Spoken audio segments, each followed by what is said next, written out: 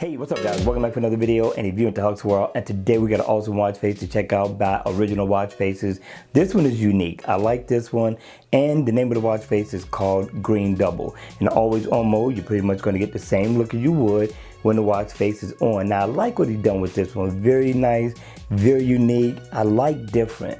So this one here fits the bill. But if you come all the way down, you will get your battery info and you will be able to get your date. So if I go ahead and I tap right here, I can bring up a whole new watch face, right? You got all your step status info at the top, heart rate, your calories burned, floors climbed, steps, also miles walked or ran. You come down, you will get your step status info as well, which I thought was pretty nice.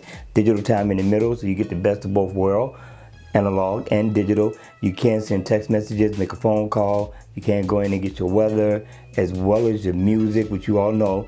That's my favorite. Let me go back into this.